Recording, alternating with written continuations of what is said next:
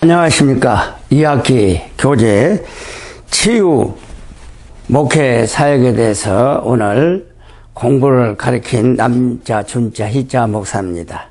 여러분 한 학기 잘 지내셨는가요? 이제부터 사람이 어떻게 하면은 건강하게 살 수가 있는가에 대해서 오늘 성경 말씀과 더불어 오늘 여러분들에게 가르칠 교재는 치유 목회 를 여러분들에게 가르치고자 합니다. 사람이 살아가는데 병든 자가 왜 생겼을까? 우리 인간의 시조 아담과 하와로 통하여 먹지 말라는 실과를 따먹으로 말미암아 에덴 동산에 하나님의 사랑을 잃어버렸습니다. 그래서 이와 같이 우리가 오실 주님은 우리 인간들에게 모든 것을 회복시켜 주시기 위해서 오셨는데 병든 자뿐만 아니라 건강한 삶으로 살아갈 수 있도록 회복시켜 주시기 위해서 이 땅에 오셨습니다. 우리 하나님께서 우리 인간을 창조하실 때 우리 하나님께서는 창세기 1장 31절 말씀해 보니까 인간을 창조하시고 난 후에 너무 좋았더라, 심히 좋았더라 이렇게 말씀하고 있습니다. 그런데 이 심히 너무 좋은 것이 우리 아담과 하와를 통하여 이 모든 것을 하나님과 말씀으로 동행하고 회복하는 시간을 우리가 잃어버렸다고 해도 과언이 아닌 줄 믿습니다. 자, 그래서 둘째 아담으로 오신 예수 그리스도께서 이 땅에 오심으로 말미암아 우리는 다시 한번 창조된 원상태로 회복되는 회복이 있어야 되는 줄 믿습니다. 그래서 우리가 아담의 잃어버렸던 하나님의 사랑, 하나님과의 교제, 이 모든 것을 예수 그리스도께서 이 땅에 오심으로 말미암아 우리의 인간의 모든 죄악을 속죄해 주심으로 말미암아 우리가 다시 한번 에덴 동산의 아담과 하와의 형상으로 우리가 돌이켜 살아갈 때, 창조로 만들어준 그대로 돌이켜 살아갈 때 우리 인간의 모든 문제는 다 풀리고 열린 줄 믿습니다. 자, 그래서 우리 하나님께서는 이와 같이 우리 인간을 창조하실 때 보시기에 힘이 좋았더라. 이 말은 인간의 건강 상태가 너무너무 좋았다고 볼 수가 있습니다. 이는 인간 자신의 구성 요소들이 조화를 이루었을 뿐만 아니라 인간과 인간의 자신의 관계, 환경, 나아가 인간과 하나님의 조화적 상태를 가졌다고 볼 수가 있습니다. 그러나 타락과 함께 아까도 말씀드렸지만은 형성된, 창조된 우리가 원형으로서의 본래의 형상이 상실되었다고 말씀을 드릴 수가 있습니다. 즉 아담과 하와가 선악과를 먹지 말라는 선악과를 따먹음으로 말미암아 우리 하나님의 형상, 즉 교제, 또 하나님과 대화, 이 모든 것이 상실되고 말았다는 것입니다. 이 상실을 통하여 우리 인간들에게는 죄가 들어오고 또 우리 인간들의 형상을 소유한 인간은 완전한 건강 상태를 조화를 가지고 지냈으나 그것을 상실한 후에는 이렇게 질병과 고통이 찾아온 것을 볼 수가 있습니다. 자, 그래서 그것들을 성실한 후에는 우리 인간의 고통이 얼마나 극심하게 질병이 모든 인간들의 임함을 통하여 우리 인간들의 모든 육체가 기능이 마비되고 상실되고 또한 언어뿐만 아니라 언어와 모든 뇌의 혈동기관이 우리 하나님 앞에 죄로 인하여 잘못된 길로 돌아가는 것을 볼 수가 있습니다. 그래서 우리가 인간이 지녔던 하나님의 형상은 육체적, 영적, 정신적, 사회적 건강을 우리에게 부여해 주었으나 이 모든 것이 파괴됨으로 말미암아 왜곡되고 상실된 것이 바로 인간들의 병든 모습인 것을 볼 수가 있습니다. 이런 병든 인간이 모여 사는 사회는 병이 들고 가정도 병이 들고 또 우리가 모여 사는 이 믿는 교회들도 병들고 또한 인간에 사는 모든 자연도 병이 들어가고 있다는 것을 볼 수가 있습니다. 이러한 상처투성이의 인간들을 누가 어떻게 그러면 돌보고 치유를 해야 되는가?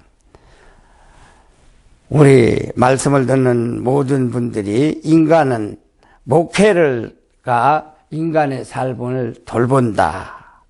이런 것을 말할 수가 있는데 병든 인간, 병든 가정, 병든 사회, 병든 자연은 깊은 관계를 가지는 것은 우리 목회들 사역의 중요한 일이라고 할 수가 있겠습니다. 자, 병든 인간은 많은 문제들이 일어나고 있기 때문에 목회는 하나님의 형상을 회복하기 위한 또 치유에 대한 관심을 소홀히 할 수가 없다는 것입니다.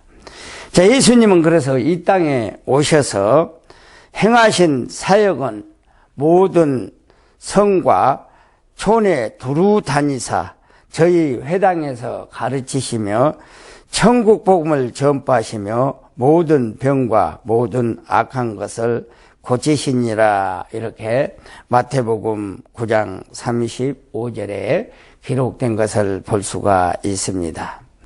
그래서 우리 예수님은 이 땅에 오셔서 그리스도의 3대 사역이라고 말할 수가 있다는 것입니다. 즉 예수님의 목회는 치유사역이며 또 관심이 사람들의 인간의 관심을 갖고 있으며 또 인간을 사랑한 아가페 사랑을 가지고 있었다는 것입니다. 또한 예수님께서는 그의 제자들에게 권능을 주시고 더러운 귀신을 쫓아내고 모든 병과 악한 것을 고치게 하셨다고 마태복음 10장 1절에 기록된 것을 볼 수가 있습니다. 자, 그래서 예수님의 초대 추종자들에게 주셨던 그 명령은 오늘날 우리 목회자들 뿐만 아니라 성도들에게 불가분 관계가 있다는 것을 깨닫는 저와 여러분이 되시기를 바랍니다. 그러므로 오늘날 목회는 예수님과 사도들이 행했던 것 같이 치유의 목회가 일어나야 된다는 것을 우리가 볼 수가 있습니다. 자, 치유의 목회란 우리가 무엇일까? 전인적인 환경, 또 전체에 대한 치유를 의미할 수가 있는 것을 볼 수가 있습니다. 그래서 우리 하나님께서는 이와 같이 전인적인 치유는 복음서의 교리가 된 것을 볼 수가 있습니다. 그래서 이와 같이 치유 목회란 질병으로부터 완치를 목적으로 하지는 않고 있습니다. 회복을 위한 목회가 치유의 목적이라는 것입니다. 자, 치유는 복음서의 중심에 교리에 나온 것을 볼 수가 있습니다. 예수님의 목회의 가르치심과 전파하심과 치유하심으로 성경을 보면은 분리가 될 수가 있습니다. 그러나 설교와 교육도 그 자체의 목적이 아니라 치유의 목적이 돼야 된다는 것을 볼 수가 있습니다. 그래서 치유를 위한 설교가 되어야 하고 또 치유를 위한 교육이 교회에서 이루어져야 된다고 볼 수가 있습니다. 자, 그래서 예수님은 병자에 대한 깊은 관심과 병을 뭐라면은 예수님께서는 병을 좋아하셨던 것이 아니라 병을 미워하셨고 병자들을 사랑하셨다는 것입니다. 이처럼 예수님의 목회는 치유의 목회가 된 것을 볼 수가 있습니다. 그런데 이러한 치유 목회가 현대에 와서는 많이 악화된 모습을 볼 수가 있습니다. 성결교회 초기에는 사중복음, 중생, 성결, 신유, 재림을 강조하면서 신유의 역사가 많이 일어나고 있습니다만은 과학과 물질, 문명의 발달로 인해 신유의 사역은 점점 악화되어 가고 있는 경향을 엿볼 수가 있다는 것입니다. 초대교회의 사역은 많은 영혼을 구원하고 또 치료하여 교회의 성장으로 가져온 것처럼 지금도 우리 주님은 살아계셔서 역사하시는 하나님의 능력이 다양한 치유의 방법을 통해 나타나야 함을 절실히 느끼고 이러한 현상이 일어난 줄 믿습니다. 이런 능력 있는 치유사역이 한국 교회뿐만 아니라 선교 현장에서도 이루어지고 있을 때 병든 영혼과 몸이 치료받고 소생하여 사람들이 하나님의 형상대로 온전히 살아갈 때에 교회는 더욱 힘이 있고 건강한 교회로 성장되게 될 것이고 또한 이 성장을 확실히 믿음으로 믿고 또 살아갈 수 있다는 것을 볼 수가 있습니다. 두 번째, 연구 방법 및 범위를 우리가 볼 수가 있습니다. 본 논문은 오늘날 현대 목회가 인간의 영적인 치유뿐만이 아니라 모든 질병으로부터 전인적인 치유가 되어야 한다는 입장과 그것이 교회의 성장과 어떤 영향을 미치는가에 대해서 관점을 연구해야 될 줄로 믿습니다. 본문은 이론적인 배경은 목회학적인 측면과 성경적인 역사적 접근 방식을 통하여 치유 목회를 필연성으로 찾고 각종 치유 방법을 제시하여 실질적 목회에 도움을 제시하고자 우리가 할 수가 있습니다. 자, 본 연구는 문헌 연구의 방법에 의한 이론적 적극적인 방법도 시도하고 있는 것을 볼 수가 있습니다. 여기에 치유와 교회 성장에 관련된 국내외 서적 및 출판된 간행문을 통하여 연구하고자 노력하는 것을 볼 수가 있습니다. 그러나 문헌 연구를 통한 접근 방법은 제한점을 가지고 있으며 있기에 또 치유사역의 실질 부분을 자세히 다루지 못하는 아쉬움도 남아있다는 것을 볼 수가 있습니다. 자, 그래서 오늘 이 목회학 치유는 본문은 전부 6장으로 구성되어 있고요. 제1장에서 문제를 제기를 다루면서 치유 목적인 것은 무엇인가를 겔시의 치유와 기독교 교제를 통해서 살펴보고자 하며 문헌적 연구 방법을 통한 각 장의 연구 범위와 주요 텍스트를 통한 연구 방법을 우리가 밝히고 있는 것을 볼 수가 있습니다. 제2장에서는 목회 의미에서 김등용 목사의 현대 목회 실천과 신강과 힘터너의 목회 신학론을 통한 목회의 정의와 목회 치유 기능을 우리가 알아보고자 합니다. 제3장에는 질병과 치유에 대한 이해를 하고자 질병과 치유에 대한 개념 및 언어적 고찰을 하고 치유의 언어적 의미를 겔시의 치유와 기독교를 통하여 우리가 알아보도록 하겠습니다. 또한 질병의 원인을 밝히고 치유의 의미를 이해하고자 스탠저의 위대한 역사 예수를 통해 치유의 의미를 우리가 살펴보고자 합니다. 제4장에서는 치유 공동체로서의 교회를 우리가 알아보고자 합니다. 여기에 치유사역의 성서적 내용을 통한 예방적 측면과 치유적 측면을 살펴볼 수 있도록 합니다.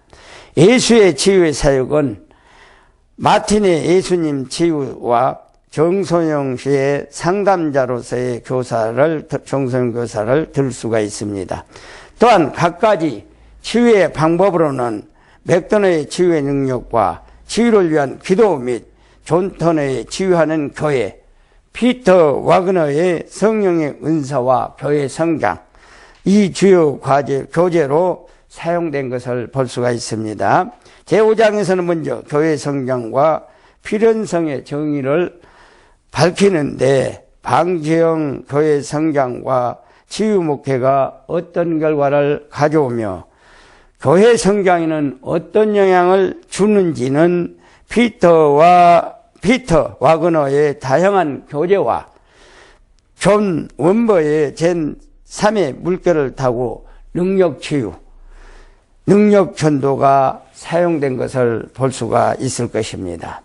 제5장에서는 본 논문을 요약하고 제한적으로 앞으로 한국 교회가 나아가야 할 목회 방법과 치유의 필연성을 우리가 제시하면서 치유 목회가 바로 이루어질 때 바른 교회 성장이 이루어짐을 밝히고자 합니다.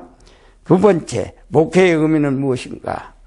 자, 목회의 정의를 내릴 때 목회는 교회에 봉사하는 일로서 목회자가 실행하는 모든 행위를 모든 사람에게 가르친 것을 말할 수가 있습니다. 즉 설교, 성례전, 집행, 교회의 관리 운영, 평신도, 지도, 교육의 모든 것을 총망라한 것을 볼 수가 있습니다. 이러한 목회에 대하여 개인 영혼의 성장과 발달, 치유, 군현을 중요시하고 이에 대하여 특별한 배려를 강조하는 관점이 있습니다. 이것은 영혼을 돌보심이라고 말할 수가 있다는 것입니다. 특히 이러한 목회는 근대에 이르러서 두드러졌지만은 근대 이미 예수의 목자장으로서 목회의 이미지 가운데서 찾아볼 수가 있다는 것입니다. 인간 영혼을 돌보는 일은 각 시대를 통하여 목회의 불가결한 요소로 계승되어 왔다는 것입니다. 자, 목사라는 용어는 성도들을 보호한다는 의미의 어원에서 연원된 헬라어의 해석인데 이것은 바로 목자장을 의미하고 있습니다. 또한 목사라는 용어는 우리를 가르친다고 지킨다는 뜻인데 라틴어에서 푸른 풀을 연상시키는 푸른 초장에서 유래된 것을 볼 수가 있습니다. 자, 목사의 칭호는 신약에서 기록되었으나 에베소 4장 11절에 우리가 에베소 4장 11절에 보면은 나온 것을 볼 수가 있습니다. 자, 성경 말씀.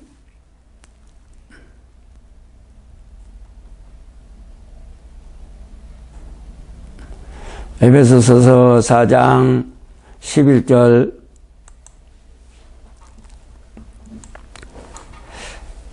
자, 에베소 4장 11절에 보니까 그가 어떤 사람은 사도로, 어떤 사람은 선지자로, 어떤 사람은 복음 전하는 자로, 어떤 사람은 목사와 교사로 삼았으니 이렇게 기록된 것을 볼 수가 있습니다. 그래서 목자의 뜻으로 널리 사용되고 있는 것을 볼 수가 있습니다.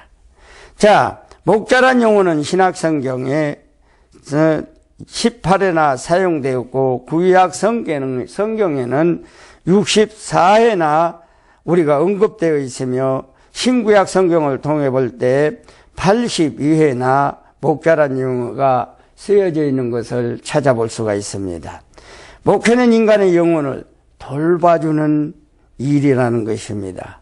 그런데 목회의 관심의 대상을 삼는 인간의 영혼은 인간 속에 있는 영혼뿐만이 아니라 성서가 성경이 말하는 대로 하나님의 다스림을 받게 마련한 몸과 영혼과 정신이 하나가 된 인격적인 전인으로서의 영혼을 말하고 있는 것을 우리가 볼 수가 있습니다. 자, 인간의 하나님과 우리가 인간이 하나님 앞에 서 있는 존재라는 인식은 바로 예수 그리스도의 성육신에 바탕을 두고 있는 것을 볼 수가 있습니다. 바로 그런 점에서 목회는 하나님을 위한 전인적인 성화를 교제로 삼는 것이라고 말할 수가 있다는 것입니다. 그러므로 목회는 일방적으로 인간을 돌봐주는 일은 끝나버릴 수가 일방적으로 인간을 돌봐주는 것으로 끝나버릴 수가 없다는 것입니다. 개인을 또 돌보는 일, 즉 영혼을 돌봐줄 뿐만이 아니라 개인을 하나님 나라로 들어갈 수 있는 일을 성사시키는 것이 더욱 중요하다고 말씀을 하고 있습니다. 이런 점에서 목회는 개인의 죄를 용서함을 받게 하고 병을 고쳐주며 또 사회와 가정을 돌보는 삶 전체를 보살피는 일부라고 우리가 볼 수가 있다는 것입니다. 세 번째, 목회의 최후 기능은 무엇일까? 목회의 기능은 기독교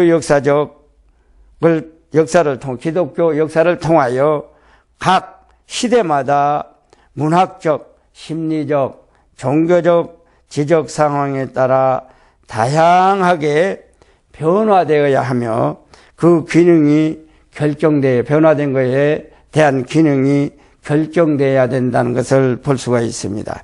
일반적으로는 목회로서는 기능을 4가지로 분류할 수가 있다는 것입니다. 치유의 기능은 무엇일까? 전인적인 회복과 앞으로의 인도상 손상되는 어떤 것도 극복하는 것을 목적으로 한다. 즉 말할 수가 있는 것은 우리가 병든 자는 병이 치료받는 것을 목적으로 할 수가 있다는 것입니다. 목회의 치유는 단순히 성취하고자 하는 것이 손상이 있기 전 지배되어 있었던 환경을 단순히 회복시키는 것이 아니라 진전되는 상태를 의미하는 것으로 병이 나기 전에 상태나 조건보다 더 나은 상태로 회복 이상을 나타내는 것을 말할 수가 있습니다. 즉 목회의 치유란 병이 나기 전 건강한 상태로 다시 한번 회복되는 것을 우리가 의미하는 것을 볼 수가 있습니다. 자, 그래서 힐트너도 치유를 결함, 왜곡, 치매, 결심 등 고통당하는 사람을 고쳐서 전보다 더 발전한, 즉 말하면 전보다 더 건강한 상태로 회복시키는 것을 목적으로 할 수가 있는 것을 볼 수가 있습니다. 자, 우리가 치유가 손상되고 파괴된 인간은 완전한 상태로 우리가 회복하고 돌이키는데 돕도록 하고 있는 것을 볼 수가 있습니다. 그러므로 이전 상태보다 차원이 높은 영적인 통찰력을 통하여 더 나은, 더 밝은 미래의 단계로 나아가는 것이라고 할 수가 있습니다.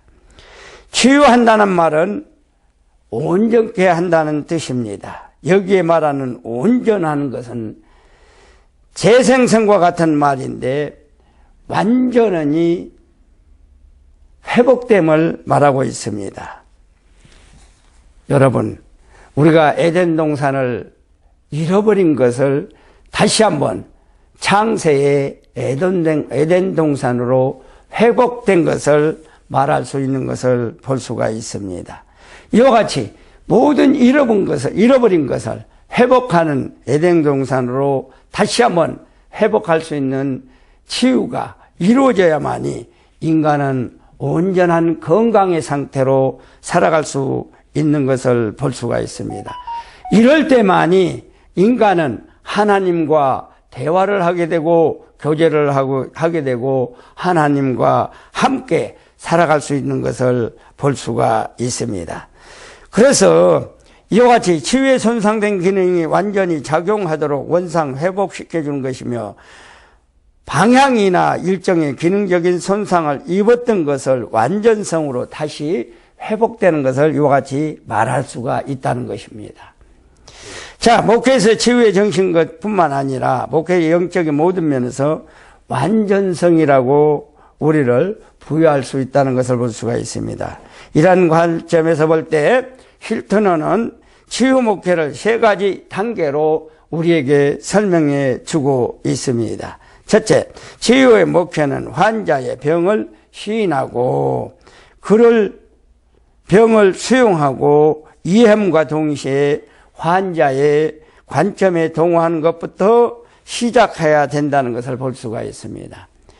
여기서 환자 자신이 자신의 병과 그 병으로 인한 제한성을 수용하는 것을 포함하고 있는 것을 볼 수가 있습니다.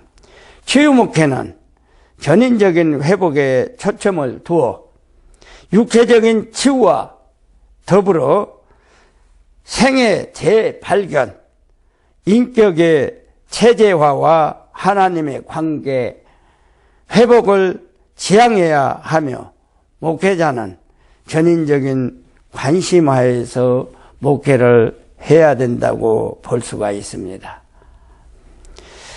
그러므로 치유 목회는 종교적인 깊이와 차원에서 시작하여서 종교적인 회복으로 종결되는 목회를 해야 된다는 것을 볼 수가 있습니다. 결국 목회에서 치유 기능이 손상된 기능을 우리가 다시 한번 원상으로 회복시키는 것이요, 본래 모습으로 온전케 하는 목회요, 더 나은 상태로 앞으로 나아가게 하는 것입니다. 그러므로 치유의 기능은 단지 질병으로부터 회복뿐만이 아니라 전인적인 치유를 말하고 있는 것을 볼 수가 있습니다. 자, 질병과 치유에 대한 이해를 우리가 해야 되는데 질병에 대한 이해는 어떤 것이 있을까? 첫째, 질병의 개념을 알아야 이해를 할 수가 있다는 것입니다.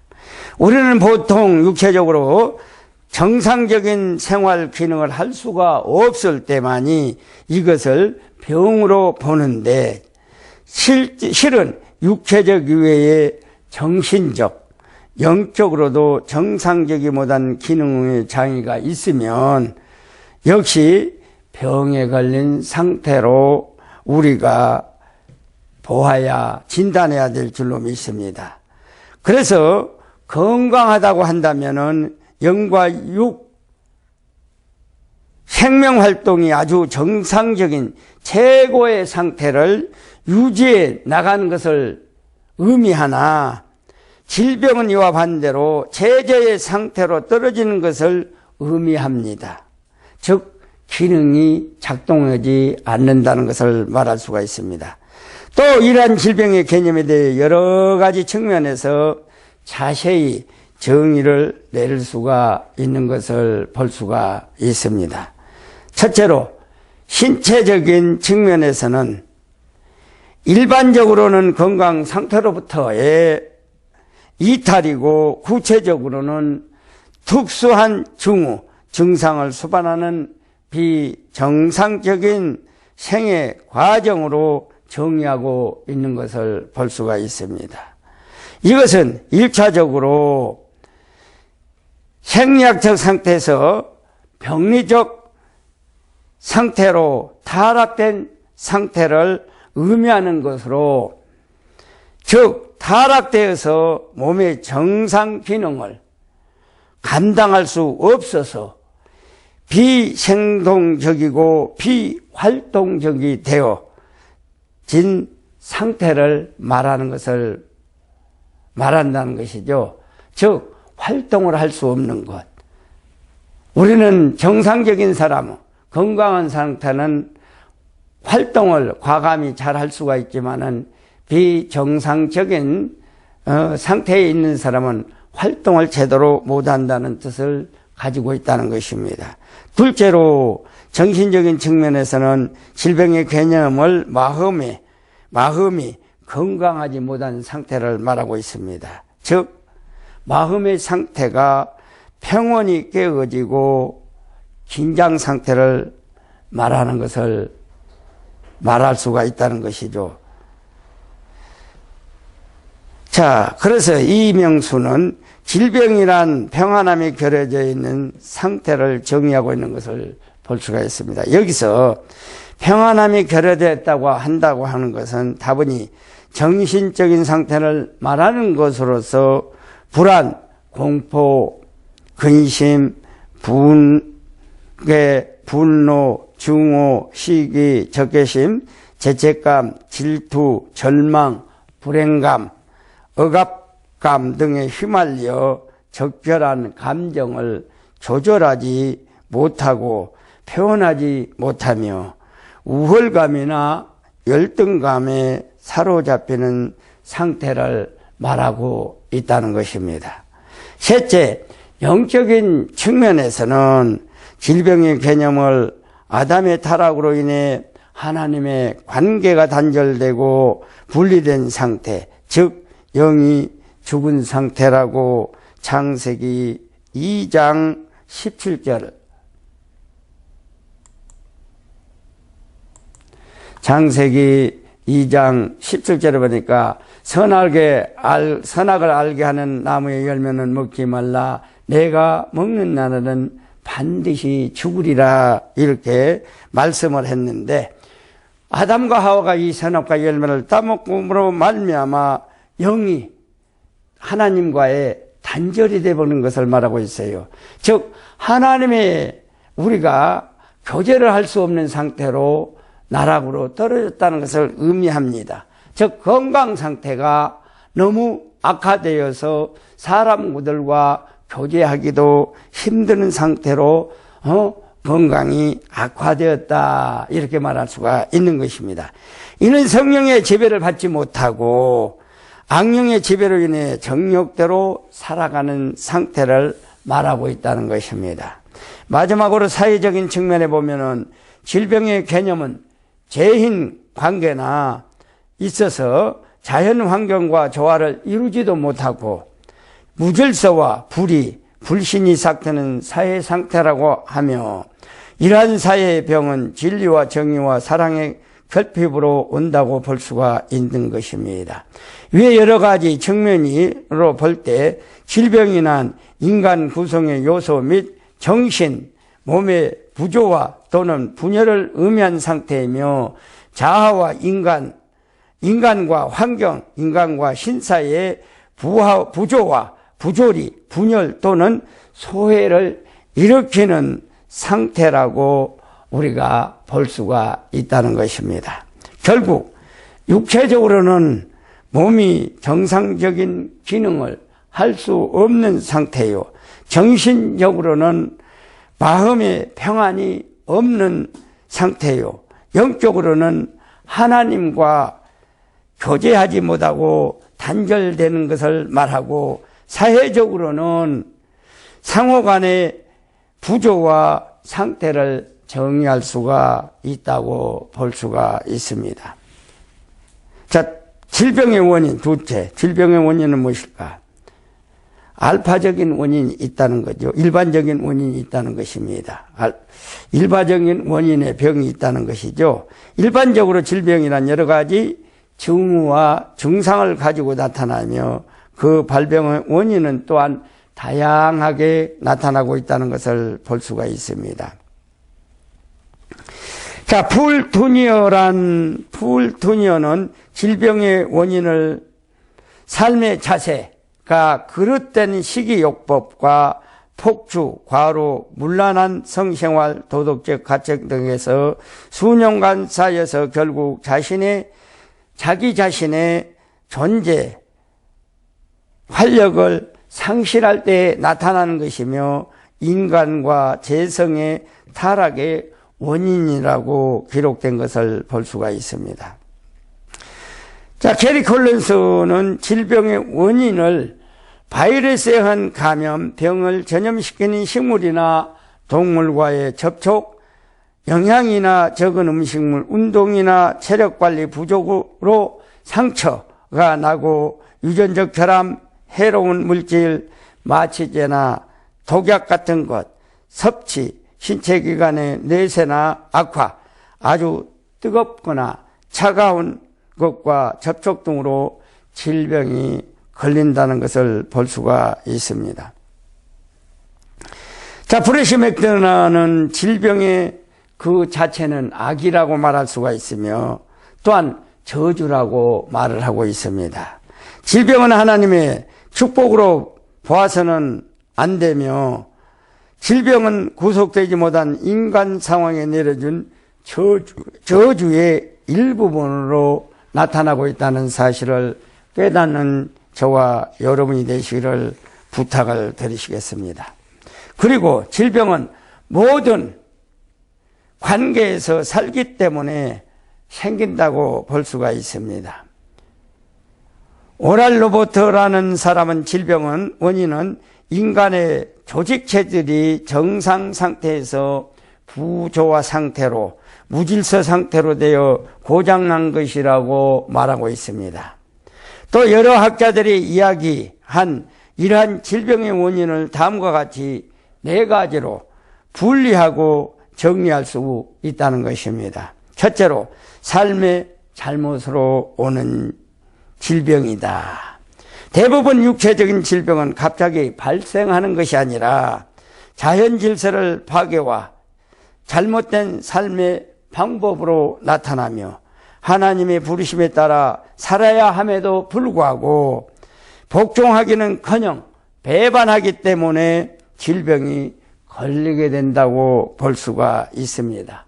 둘째는 평형 파괴로 오는 원인으로 들 수가 있는 질병입니다.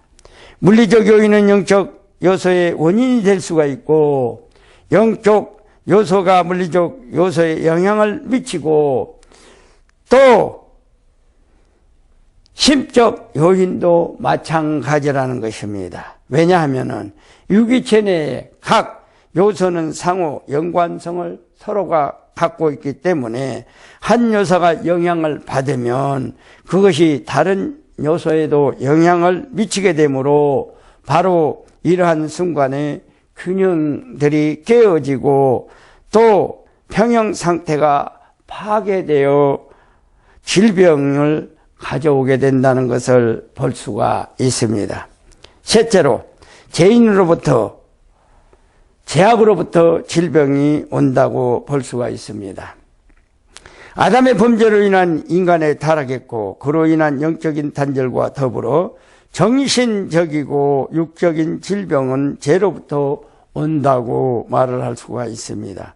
죄로 인해 결국은 전체적인 질병이 우리 육신에 임한다는 것입니다. 넷째로 공동체 안에 인간 상호 간의 관계가 바르지 못함으로 말미암아 질병이 온다는 환경적인 요인이 우리가 들 수가 있습니다. 바로 오늘날 코로나가 여러분 많이 모인 곳에 환경적인 요인으로 인하여 전파가 되는 것을 볼 수가 있죠. 이러한 것이 바로 공동체에서 일어나는 질병이라고 볼 수가 있습니다. 성서적 기원, 질병은 육체적 건강이 상실된 것으로 이해할 수밖에 없다. 성서는 정신적, 심리적인 원인과 육체적인 원인 외에도 질병의 죄와 사탄과의 관계성과 하나님의 선의를 넓은 의미로 보고 있다고 볼 수가 있습니다. 그래서 성서에서는 질병의 원인을 다음과 같이 보고 있습니다. 첫째로, 죄의 결과로 말하고 있는데 신명기 28장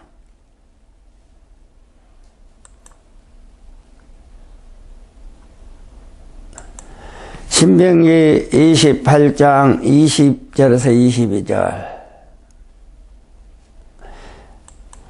자, 말씀해 보니까 내가 악을 행하여 그를 잊었으므로 내 손에서 하는 모든 일에 여호와께서 저주와 혼란과 책망을 내리사 망하며 속히 파멸하게 하실 것이며 여호와께서 내 몸에 연병이 들게 하사 내가 들어가 차지할 땅에서 마침내 너를 멸하실 것이며 여호와께서 폐병과 열병과 염증과 학질과 현재의 풍채와 썩는 재앙으로 너를 치시리니 이 재앙들이 너를 따라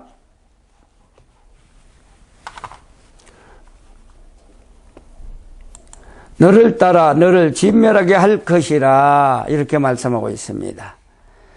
또한 대하 26장 19절.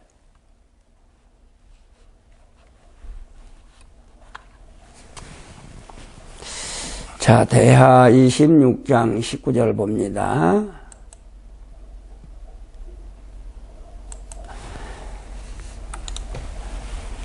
대하 26장 19절은 우시아가 손으로 향로를 잡고 분향하려 하다가 화를 내니 그가 제사장의 화를 낼 때에 여호와의 전 안에 향단 그 제사장 옆에서 그의 이마에 나병이 생긴지라. 이와 같이 자기 교만과 죄로 인하여 하나님이 질병을 내린다고 기록된 것을 볼 수가 있습니다. 또한 마가복음 2장 5절.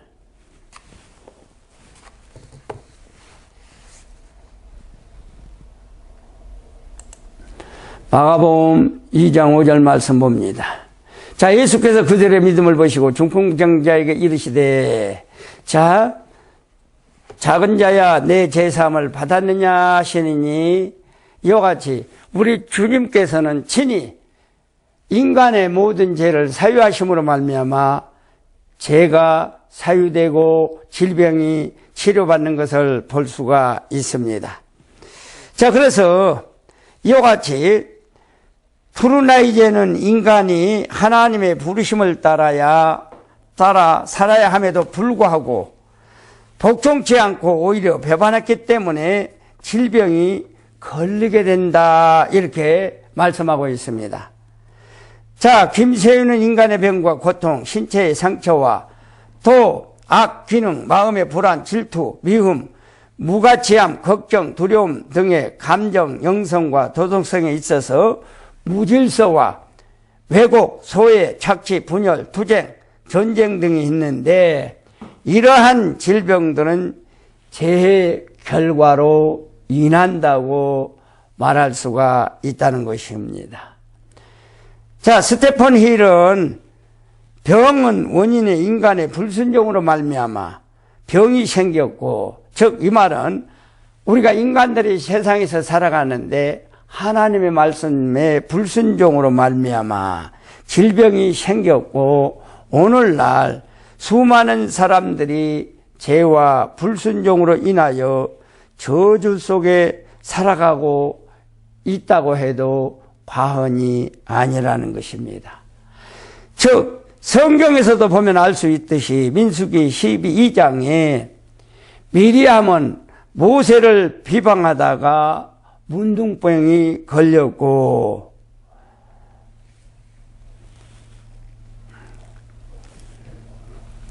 또 죄를 품었다가 질병이 걸린 자가 성경 속에 많이 나타난 것을 볼 수가 있습니다.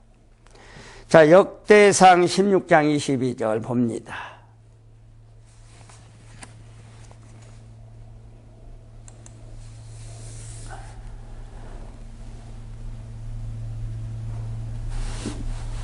(16장)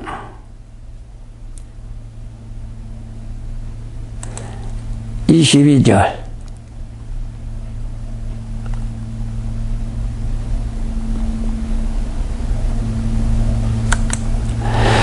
자,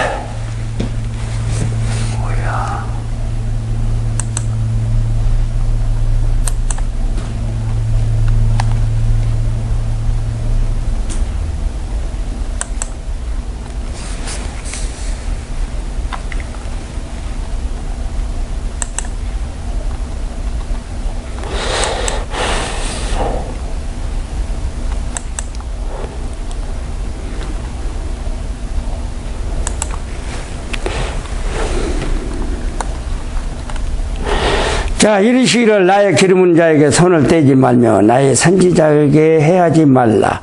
우리 하나님께서는 하지 말란 것을 하기 땀으로 인하여 이와 같이 질병이 임한 것을 볼 수가 있습니다.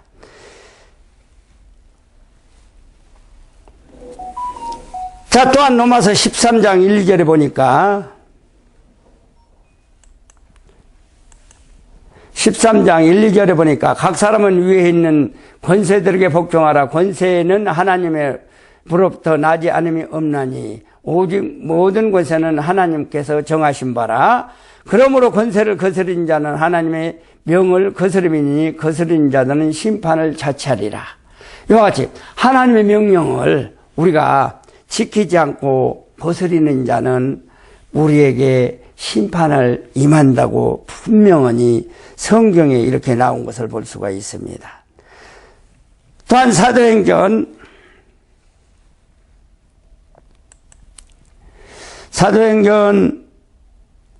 9장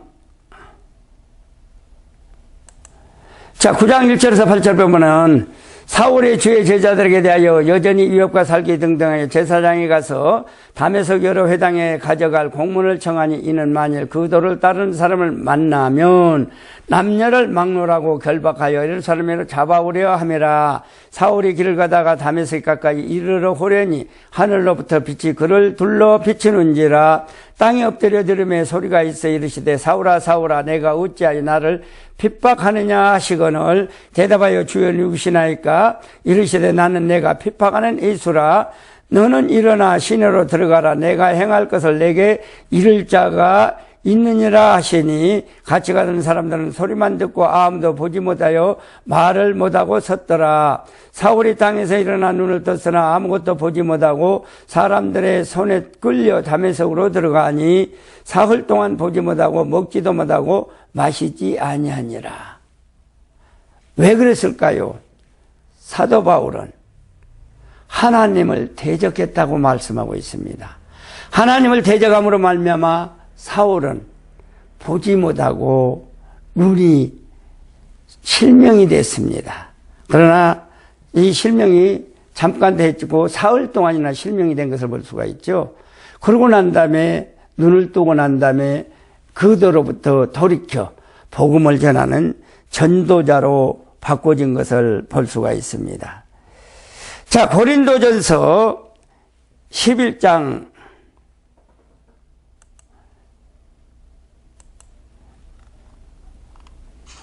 고린도전서 11장 29절에서 32절을 봅니다. 자, 주의 몸을 분별하지 못하고 먹고 마시는 자는 주의 죄를 먹고 마시는 것이라. 그러므로 너희 중에 악한 자와 병든 자가 많고 잠자는 자도 적지 아니하느니 우리가 우리를 살폈으면 판단을 받지 아니하렸으니와 우리가 판단을 받는 것은 주께 징계를 받는 것이니 이는 우리로 세상과 함께 정죄함을 받지 않게 함이니라.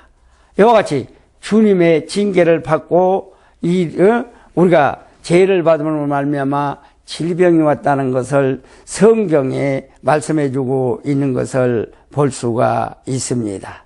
자, 그래서 민수기 12장과 민수기 1장 9절, 신명기 28장에는 하나님께 죄를 지음으로 병이 발생케 됨을 우리가 알 수 있다는 것입니다. 감사합니다. 다음 시간으로 넘기겠습니다.